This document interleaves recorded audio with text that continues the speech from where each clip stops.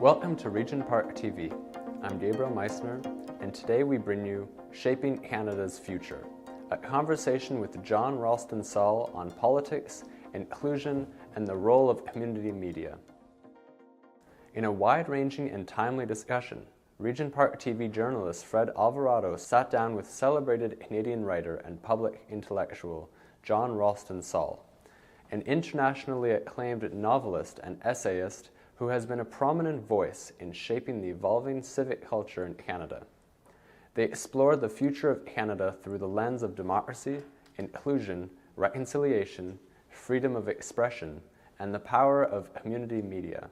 As the former international president of PEN International, a global organization that upholds freedom of speech for writers around the world, John Ralston Saul has long been a staunch advocate for writers' rights. Filmed at Cafe Zuzu in the heart of this transforming neighborhood, the interview highlights the crucial role of civic journalism in amplifying local voices. John Ralston Saul's visit to Regent Park marks a meaningful return. Years ago, he came to this same neighborhood with his wife, Adrienne Clarkson, during her tenure as Canada's 26th Governor-General. Together, they visited the Regent Park Focus Media Arts Centre, where Adonis Huggins, the founder and driving force behind the organization, introduced them to the powerful work of local youth. Through videos, radio segments, and spoken word, the youth share the voices and hopes of a community often overlooked, embodying the creative, resilient spirit of Regent Park, where everyone deserves to be heard. As Canadian politics continues to evolve, we now find ourselves confronting crucial questions. Who gets heard in this country? How can democracy work for everyone? What role does local media play in challenging dominant narratives? In this conversation, Fred Alvarado and John Ralston Saul dive into these pressing issues, addressing the political changes affecting vulnerable communities, the challenges faced by refugees and exiled journalists in building a sense of belonging, and how looking back at history can provide valuable insights for our present and future. We also thank Cafe Zuzu for their hospitality and continued support of community storytelling. Now, let's get to the interview. Hi everyone, welcome to today's show. My name is Fred, and today we have the privilege of speaking with renowned Canadian writer, author, and public intellectual John Ralston Saul. Welcome, John. Hi, great to be with you. For those who may not be familiar with your work, how did your journey as a public intellectual begin? You know, I think I was always a troublesome kid, and I do have this memory of the first time I gave a public talk. You know, the Rotary thing used to have these competitions, public speaking competitions, and I don't know, is that before high school? Probably, I don't know. Anyway, I gave this speech, I remember, in front of all these Rotary guys, which was a violent attack on the power of the United States. And I just watched these fellows looking more and more uncomfortable. And clearly I'd won, but they weren't going to let me win with a speech like that. So I got number 2. Yeah. So I mean, I learned from an early age that you have to decide what you're going to say, what you believe in, and go with it. And other people just have to live with it. So, so I just gradually did debating at school. I never joined a political party except once to help a friend. I've always been independent, and I was always interested in freedom of expression. It seemed to me that's always at risk, and so I gradually became more and more involved in freedom of expression issues. As I went around the world researching for my novels, you know, Southeast Asia, North Africa and things, and I met more and more people, writers, people like you and me, who were in trouble because they couldn't keep their mouths shut, right? You know, i.e. freedom of expression. So, you know, I came back to Canada at some point in the 80s, I guess, and I thought, what am I going to do? What am I going to give? As opposed to looking after myself. And I thought, well, the only area I'm really good at is freedom of expression and human rights. And so, you know, I became involved with PEN Canada, and then PEN International. That's great. Thank you for sharing that. And speaking of freedom of expression, as a former president of PEN International, how do you assess the state of freedom of expression in Canada? And what role should community-driven media play in safeguarding this freedom? You know, relatively speaking, you know, Canada has very good freedom of expression compared to most other countries, even compared to most European countries, where there are a lot of invisible limits because of the density of the population and the sophistication of the structures, like, you know, the way television works and radio works. I mean, there are all sorts of limits you don't see. And when you cross a little border, suddenly you're never allowed in again, kind of thing. So the goofiness of Canada, the kind of disorder, the size of the place, means that there are often ways of breaking out, breaking in, when you've been closed off in a certain area. But of course you have to also have enough flexibility, which is money to some extent, to be able to do that in different places. So I mean, I think it's always under risk. You have to wake up every day with the assumption that freedom of expression is in danger. And I think there's no such thing as a government, even an elected government, that likes freedom of expression. I mean, theoretically, but not really, because it's annoying.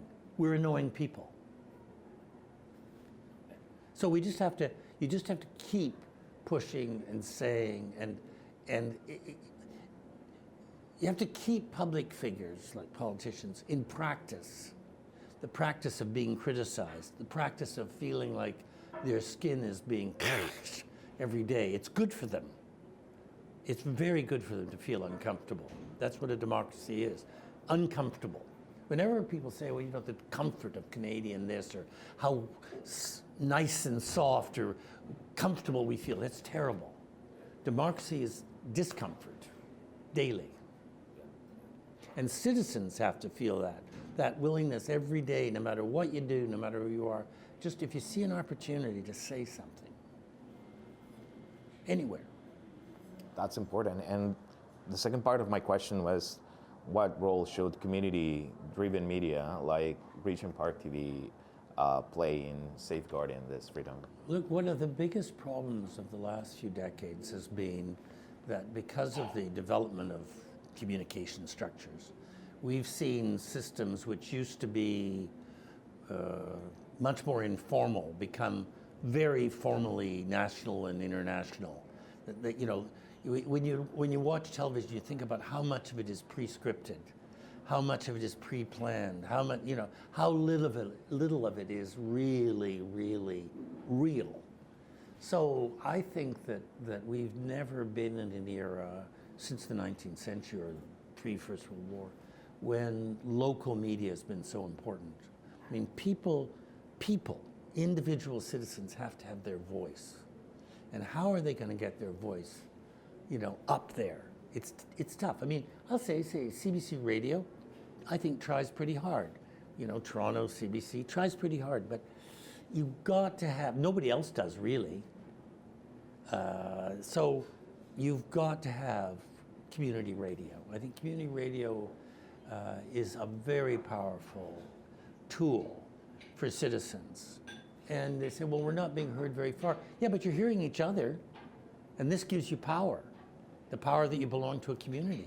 We're here in Toronto in Regent Park, which is home for many refugees and exiled journalists and writers seeking safety and a fresh start. What more can Canadian society do to create a stronger sense of belonging and inclusion for these communities? I mean, first, people who have been here for a couple of generations have to resist the temptation to think, well, I'm from here, and so people who just arrived here are in a lesser category, or they haven't made it yet. Now, in some ways, we've improved, because we used to say, you know, it takes 3 generations. That used to be the attitude, right? And for a long, not always, but for a long time. And I think we really have to say, gosh, you know, somebody who comes here as a refugee has already proved that they understand what citizenship is, because they were willing to risk everything and give up everything because of their belief in citizens' rights and freedom of expression. Have I, as a 5th, 6th, 7th, 3rd generation Canadian, born in a comfortable bed in a suburb in Toronto or Montreal or Vancouver or wherever, have I had to prove my conviction, my commitment to freedom of expression? When did I prove it? These people have proved it. They're bringing something incredibly valuable to Canada, and we have to learn how to listen properly to what they're saying, what they notice when they come here. And that policy of Canada, of immigration, we made a mistake a few years ago when we started saying, we only want to bring in, very well-educated, richer people. When you look at the numbers, who's leaving Canada? Those people. This is just a way station. So Canada does very, very well out of the immigration of refugees. Refugees make fabulous citizens, tough citizens, courageous citizens, experienced citizens. And if we start saying to ourselves, give it a choice between a PhD corporate vice president from some country and a refugee, I choose a refugee.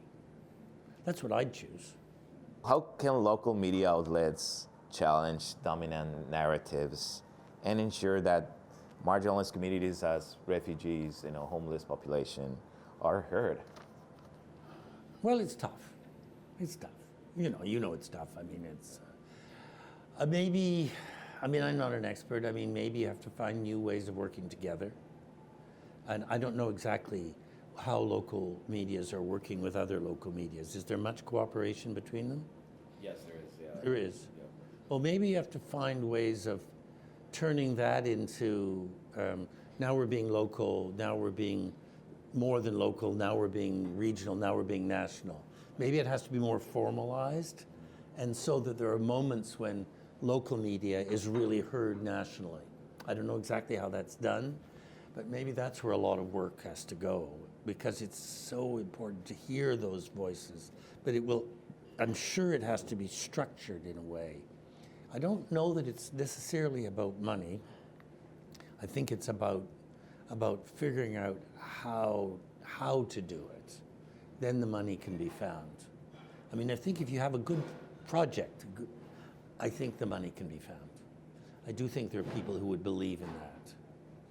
We're living in a very critical moment here in history, and it is crucial, the role of community media, especially when we see the context of today's politics and the ongoing U.S. trade war and its implications for Canada. How do you see recent political shifts affecting marginalized communities across the country, including Indigenous people? So, the first thing is that this is a moment when everything is shifting. I'm not the first person to say that. The United States has always been somewhat marginal as a democracy, if you actually look at it. It's built out of slavery, much more than they like to admit. It's always been a class-based society with, today, what's the population of the U.S.? What is it, 300 million, something? I don't know. About 30 million elite, and the rest really out there. It's a very old-style European society with a tight little elite and then the rest of the people. And it's getting worse, far, far worse. The next couple of years are going to be terrible. How much damage will be done by Trump and his people? We don't know. If they win the midterms, I think it's basically the end of any kind of real democracy in the United States, any hope for it. I'm not sure there'll be a road back. There'll still be elections, but meaningless if they win the midterms. So for Canada and for communities, this is really important. On the one hand, it's a great danger because it's always, the job of the Canadian Prime Minister has always been, number one, how do you handle the US? Keep them off our backs, usually by soft talking behind the scenes, just keep them away from us. Don't pick a fight. But suddenly, they're going to become more and more aggressive, more and more and more aggressive. How are we going to handle that? It's going to require great sophistication. But I think in that context, the more communities see themselves as having voices, the more it's going to help the whole of society build itself. You know, frankly, the Rosedales, the kind of the richer, whatever, they're going to have the biggest problems because they're sort of stuck into a kind of integration with the United States, and they're not going to know how to handle themselves. It's going to be tough. I mean, not financially, but mentally tough.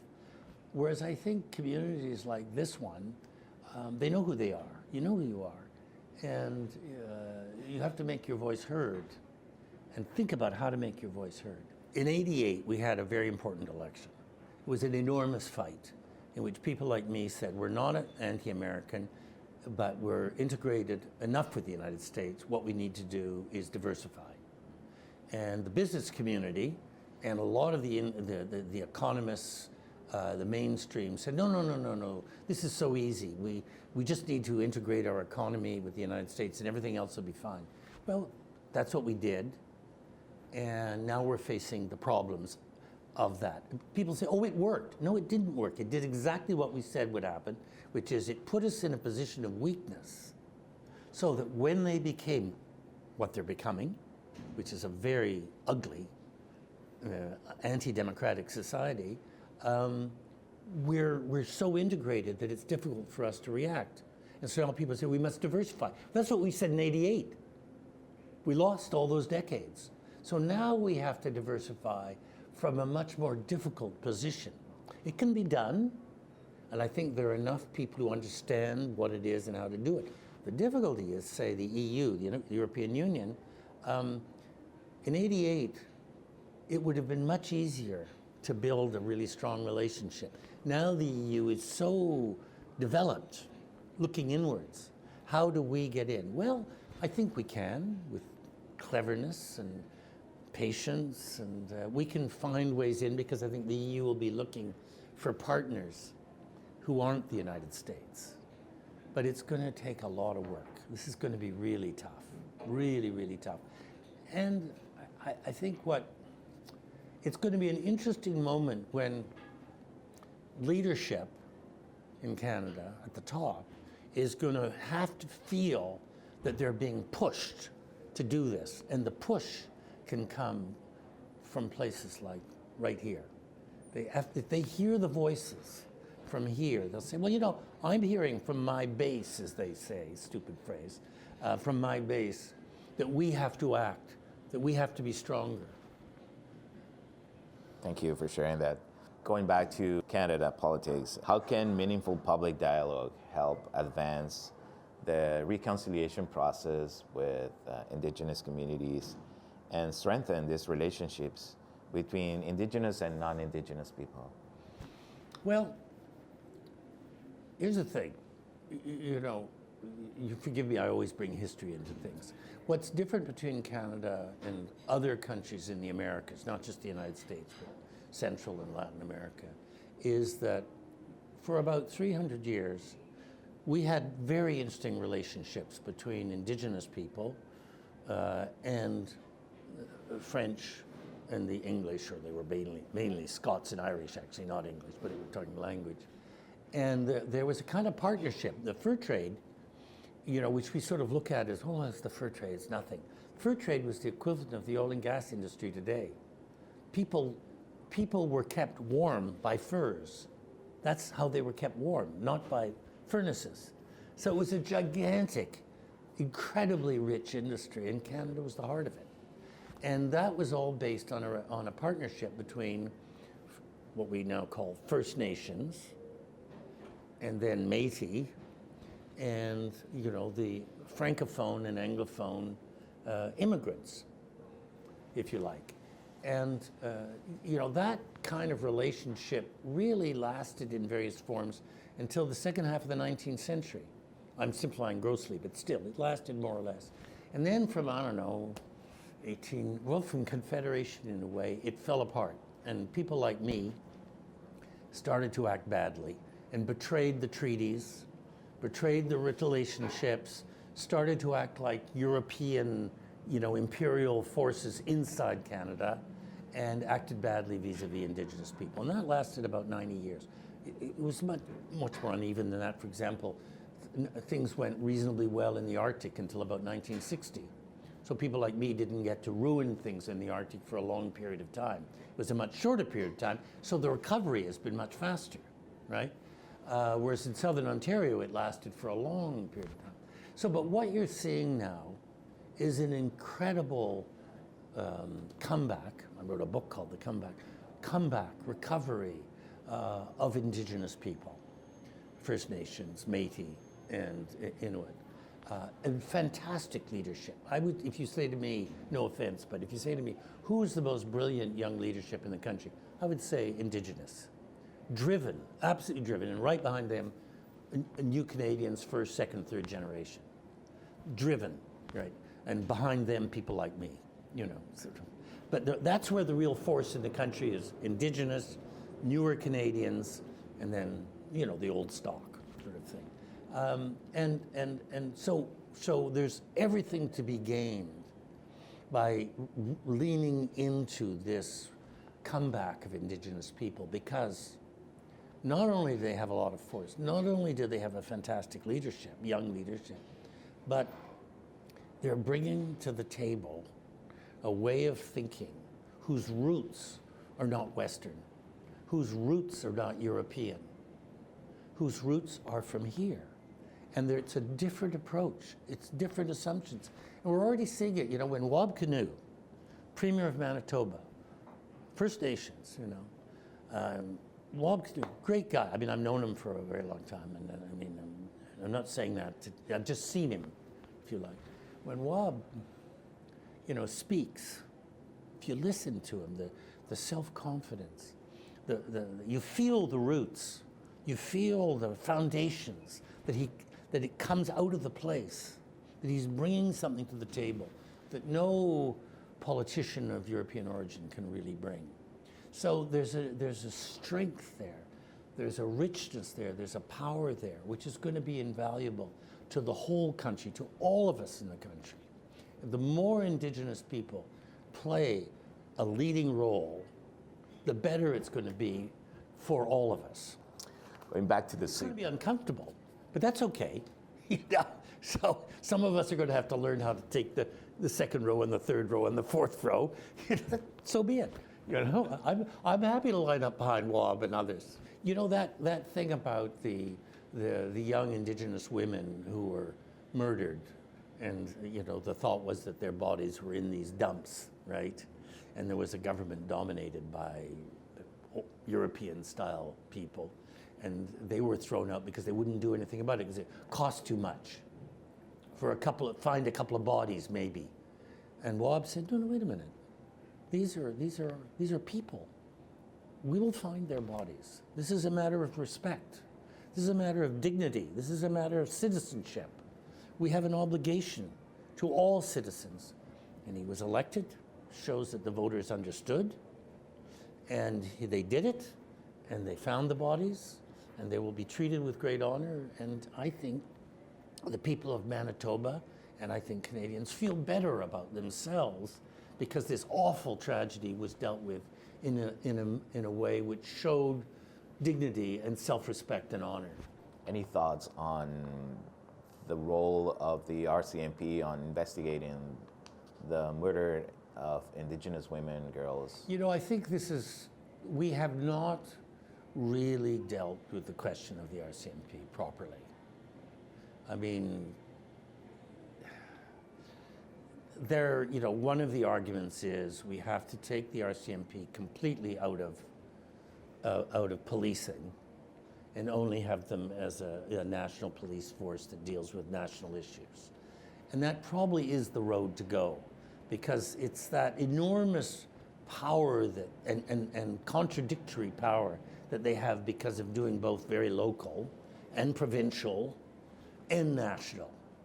So how's any government going to deal with that? Like, you can't get at them. And I'm not saying they're all bad.